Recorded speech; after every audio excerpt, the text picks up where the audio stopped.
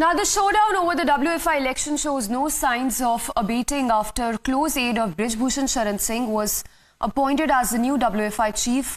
In the latest development, Olympian Bajrang Punia has now returned his Padma Shri award. Here is a report with the latest developments. After hoardings were installed outside BJP MP Brij Bhushan Singh's residence in Delhi, they read, "Dabdaba to hai, dabdaba to rahega." This hasn't gone down well with the protesting wrestlers. Olympian Bajrang Punia has returned his Padma Shri award. मैंने पहले भी बताया था, बहन बेटियों की लड़ाई लड़ रहे थे। जो सम्मान हमें देश ने दिया है, उस सम्मान के साथ मुझे लगता है कि हम बेटियों को सम्मान नहीं दिला पाया, तो मुझे लगा कि मैं इस सम्मान का हकदार नहीं हूँ। This comes a day after Sakshi Malik hung her boots. अगर प्रेसिडेंट ब्रिज भूषण जैसे आदमी जैसा ही रहता है, उसका बिल्कुल सहयोगी है, उसका बिजनेस पार्टनर है, वो अगर इस फेडरेशन में रहेगा तो मैं अपनी कुश्ती को त्यागती हूँ और मैं आज के बाद कभी भी आपको वहाँ नहीं दिखूंगा। Congress leader Priyanka Gandhi has assured wrestlers of support in their fight for justice. Sanjay Singh, the new Wrestling Federation of India president, has said that the allegations by the wrestlers are baseless. अब वो wrestler रही नहीं गए, वो राजनीतिक के मोहरे हो गए हैं, इसलिए उनकी बात ना ही करें तो ज़्यादा अच्छा है। अच्छा, अभी आपको क्या लगता है कि साक्षी मलिक को अपना जो इस्तीफा उन्होंने दिया है कि मैं अब कभी कुश्ती के रिंग में नहीं आऊँगी, क्या लगता है आपको वापस लेना चाहिए? अगर वो आती हैं, लड़ने के लिए आती हैं, ट्रायल दें, ट्रायल में अगर वो लड़ पार होती हैं तो लड़ें, हमें उनका स्वागत है।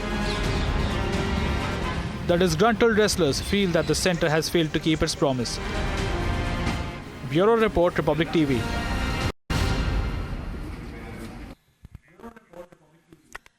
Now, as the probe into Liquorgate intensifies, the Enforcement Directorate has once again sent fresh summons to Delhi Chief Minister Arvind Kejriwal. This is not the third ED notice that's been sent to Kejriwal in the past 2 months. Here's a report on what each side has to say as far as the face-off over Liquorgate is concerned.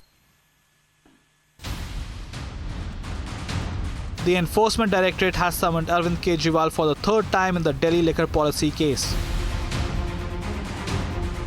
But the Delhi Chief Minister continues to be in Vipassana mode. Day after day, the Aam Aadmi Party has repeated this line, that the ED summons are politically motivated. देखिए, सम्मन किसको भेजा गया है? पूरी दुनिया को पता है कि माननीय मुख्यमंत्री अरविंद केजरीवाल जी इस समय विपस्सना में हैं। 10 दिन तक कोई कम्युनिकेशन नहीं है, उनके पास कोई फ़ोन नहीं है, तो किसको सम्मन भेजा गया है? ये फिर से भाजपा से निकली हुई एक न्यूज़ लगती है। और साथ ही आप देखिए आज तक मिला क्या है, एक चवन्नी किसी भी हमारे नेता से नहीं मिल पाई, चाहे वो संजय सिंह जी हो, चाहे मनीष सिसोदिया जी हो, चाहे सत्येंद्र जैन जी हो, एक चवन्नी की रिकवरी नहीं हुई। ये पूरा का पूरा केस पॉलिटिकली मोटिवेटेड है।